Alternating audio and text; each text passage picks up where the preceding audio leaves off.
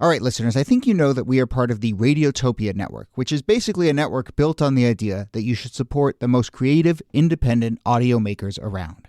No one, and I mean no one, embodies the Radiotopia ethos more than Benjamin Walker and his show Theory of Everything. Benjamin, who I've known for a long time, has been making beautiful, personal, sprawling audio documentaries for decades that help us understand the very strange world we live in. And now he has a new series called Not All Propaganda is Art. The new series goes back to the 1950s when Western security agencies like the CIA paid artists, writers, and intellectuals to fight the cultural Cold War. The CIA funds were free. I mean, no one was told what to say. Gloria Steinem, activist who sees the CIA as a sort of enlightened pal or rich uncle, there is another viewpoint. Look, if you're listening to this show, I know you like secret histories. I know you like a mix of culture and politics and shadowy figures. So what are you waiting for? Not All Propaganda is Art from Benjamin Walker. You can find it now wherever you listen or at theoryofeverythingpodcast.com. Hello and welcome to This Day in Esoteric Political History from Radiotopia. My name is Jody Avirgan. This day, July 7th, 1853, Harriet Jacobs is planning to write her memoir. Over the previous month, in this summer of 1853, Jacobs had written her first published work, which was a letter to the New York Tribune in response to an article by former First Lady Julia Tyler called The Women of England versus the Women of America.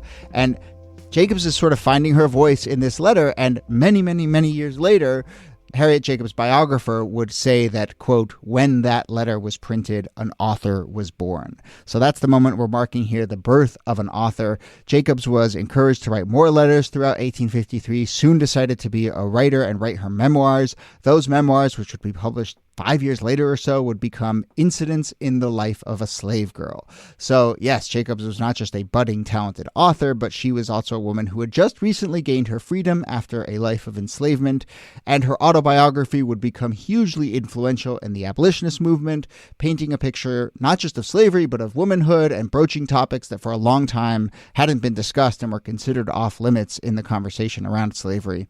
So let's paint the picture of Harriet Jacobs' life as a formerly enslaved person, also an author, and her work, The Incidents in the Life of a Slave Girl. Here to do that, as always, are Nicole Hemmer of Columbia and Kellie Carter-Jackson of Wellesley. Hello there. Hello, Jody. Hey there. And I guess we'll get to this at the very end, but we should say that for those people who have read Colson Whitehead's The Underground Railroad, or maybe seen the HBO adaptation of it, but he has often referred to Harriet Jacobs as being a big inspiration for the character of Cora in there. So obviously this story lingers on and has had, I think, renewed influence after maybe falling into obscurity for a little bit. But let's start with Harriet Jacobs 101. Kellie, what do we need to know about her life of enslavement and then as she starts to gain her freedom and find her author voice? Man, Harriet Jacobs is so I think, appreciated for what she contributed to the abolitionist movement and really what she contributed to the field of American literature. Her narrative, I think, is one of the most important slave narratives that we have to date, next to Frederick Douglass. They're not often put on the same pedestal, but they should be. And I think part of the reason that it's not is because her memoir was published at the start of the Civil War. And so the Civil War really overshadows her debut. But the contributions that she offers up in this memoir are astounding. And to think of a woman who was enslaved, who was constantly, relentlessly being targeted by her slaveholder, a woman who hides in an attic about the size of a coffin for several years without ever really being able to see her children until years later. I mean, there's so much about this story that is just incredible that it even happened, but even more so that she was able to survive and tell her story. It's one I think that's worth repeating, and it has so many valuable lessons in it. Yeah, and she's, just to kind of sketch a picture for folks who don't know who Harriet Jacobs is, she's born into slavery in 1813 in North Carolina. She's taught to read, which is unusual. Teaching enslaved people to read would be outlawed, maybe not by the 1820s, but certainly in the 1830s and 1840s. And when the person who's enslaved her dies when she's 12 years old, she is transferred, or she's like bequeathed to another slaveholder, and this slaveholder, a man, or rather his 3-year-old daughter, but he sees her as a sexual target. He sees her as not just somebody who he's enslaved for her labor, but also for her body. And this is one of the things that makes incidents in the life of a slave girl so important, is that Jacobs is writing to an audience about the cost of slavery. And part of what she says the cost of slavery is the protection of women, the protection of their bodies, the protection of their sexual autonomy, that in an era of kind of the cult of true womanhood, when women are supposed to be protected, enslaved women are actually being repeatedly violated. And it was something people just didn't talk about that often. Yeah, I mean, there was trouble even getting this published because I think it's important to point out, she's not explicit. She is not graphic at all. And sometimes when I'm teaching this to my students, they're like, well, what is she saying? She's doing a lot in between the lines. It's because it was so considered taboo to talk about sexual violence, to talk about rape and assault, and especially to talk about a white man's desire for a Black woman. This was unheard of. And so, I mean, there's a lot of shame and stigma that Harriet Jacobs felt and experienced just in telling these stories. It almost made her unclean to share it, to tell it. That actually brings up something that I'm curious if Kellie, you can just talk a little bit about, but the rise of the slave narrative in this era. My impression is it is often through white abolitionists in the North, finding voices who they feel like will speak to a white audience in some ways, So it's not just someone who wants to be an author and has a story to tell, but as someone who is sort of being sponsored in a way. And curated in a lot of ways, because, and Jacobs even says this in her book, she is not writing for other Black women. She's writing for white women. She wants white women to understand what it is that she experienced, because she's like, Black women know what I experienced, but white women do not. And so in trying to publish this, it's so difficult because there's a lot of protection around white women's eyes, what they see, what they hear, what they read and understand about the institution of slavery. And so even her story is being, sort of curated to say, don't say too much. Oh, don't give these details, right? So she's not even giving, I would say, a complete story. She's giving as much as she possibly can, given the restrictions of what people could consume at the moment. Yeah. And we should say the name Amy Post, who is a white Northern woman, Quaker abolitionist, who really ends up being Harriet Jacobs in many ways, sort of sponsor and broker to kind of publishing and so forth, but also I think a lifelong friend and supporter and encourager of her writing. And so it's in this moment that we're marking here, 1853, where Amy Post sort of says, "Oh, you wrote this letter to the newspaper. It received well. You have a voice. Let's work on your memoirs." And it takes a long time. And so at some level, I also am like, you look at these dates, and obviously like the long path to freedom, but then starts to write in 1852, 1853. Decides, okay, we're going to write this manuscript. It's not till 1858 that the manuscript gets finished. It's another many years. So at some level, there's just a story here of like any old author who has to take a decade to get their work published. And part of me is just like, wow, you're just a struggling writer, just like the rest of us.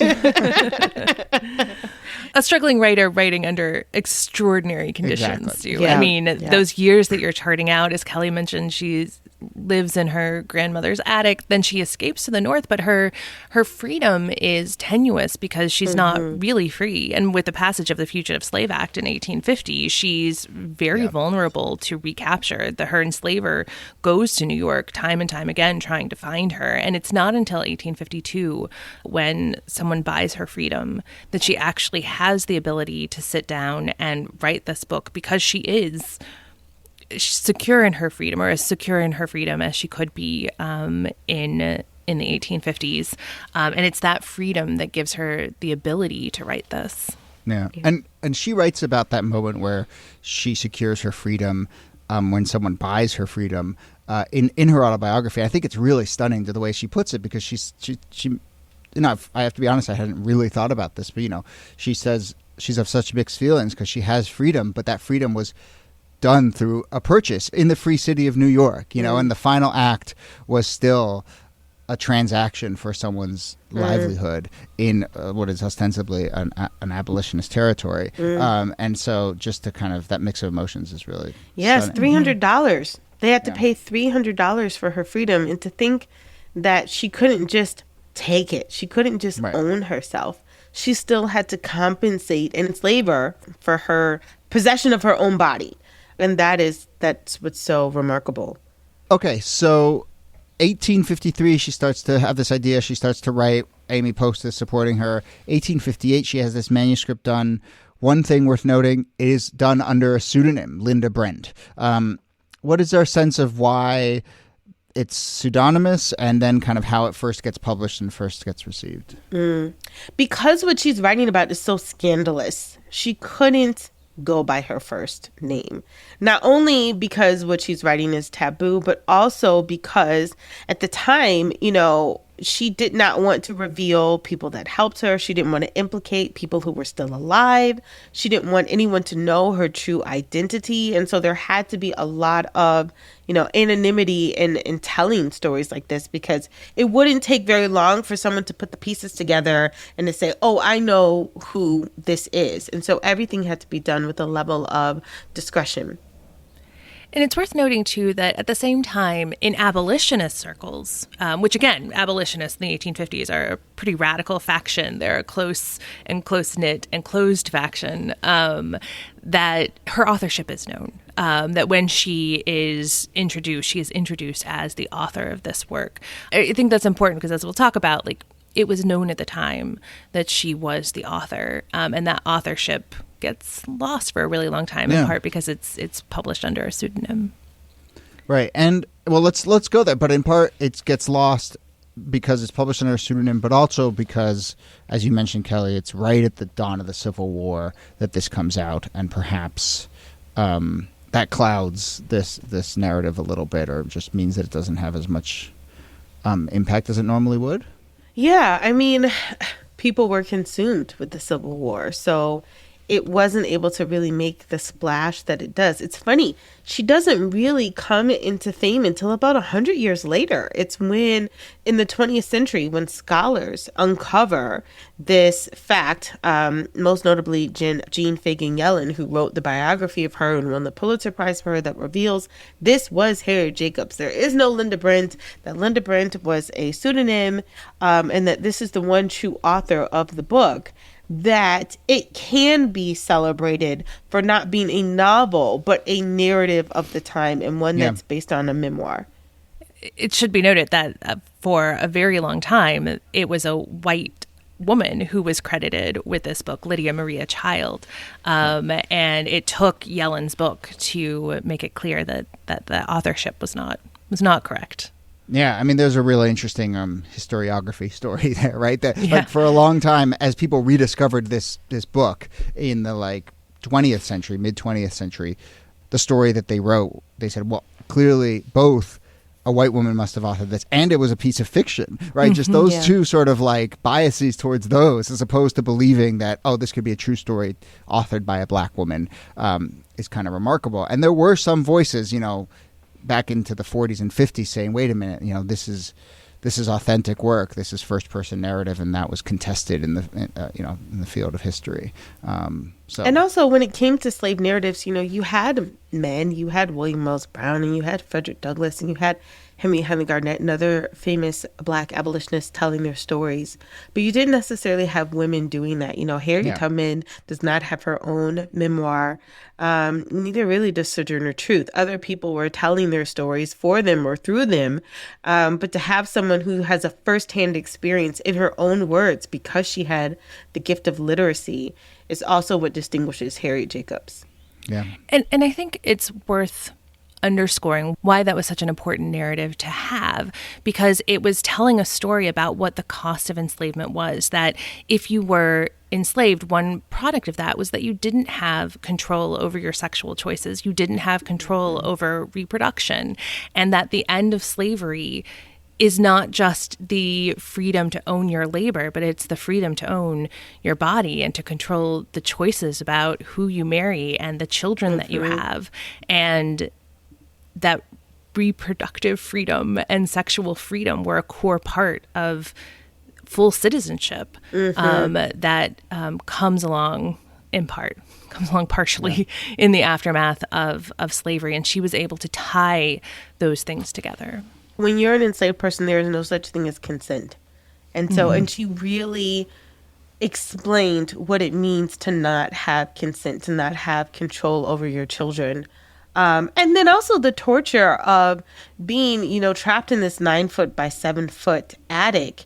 There was a little peephole in which from time to time she could see her children playing or hear her children playing.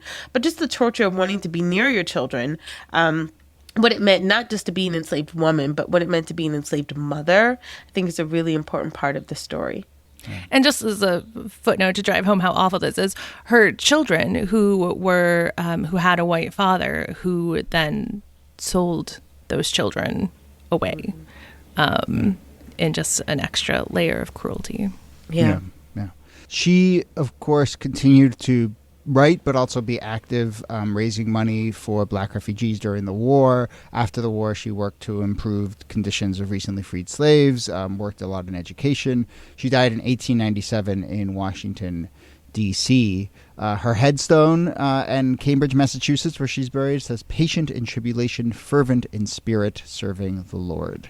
I have one question for you, Kellie. I'm not exactly sure how to phrase this, but, I think of this story and I think of actually, that episode we've done about Henrietta Wood and that book that wasn't written until very recently that rediscovered her story, right? And I see this and it was like this story was lost until the 2004. And on Oprah you've talked so much about Toni Morrison and Beloved and rescuing some stories there, and like Colson Whitehead goes back. And so I'm just kind of curious, like, as someone who looks at this era, I mean, is it your sense that there are just like so many more stories out there, so many more characters to rescue, so many more, if not millions of stories that could be told? There's one story that it haunts me, in which Zora Neale Hurston is writing about Barracoon, and she's talking about the last enslaved person, and she writes in a letter to Langston Hughes and says, actually, I found 2 people that were on the last enslaved ship. One was a man and one was a woman, but I thought the man's story was more interesting, so I said that he was the last. And I was like, Zora! Like, how could you do this? How could you do this to us? Like, I'm sure the woman had more interesting stories, like, or equally interesting stories. But like, oftentimes, Black women's histories are being swept under the rug. But I will say, to end on an encouraging note, that so many more scholars now have the tools and the ability to be able to recover these stories and tell them, and they are telling them. And I've just seen a wave in Black women's history that is so exciting. So there's a lot in the pipeline that's come out and that's coming out. Yeah, great. All right, well, that's a great note to end on. Nicole Hemmer, thanks to you. Thank you, Jody. And Kellie Carter-Jackson, thanks to you. My pleasure.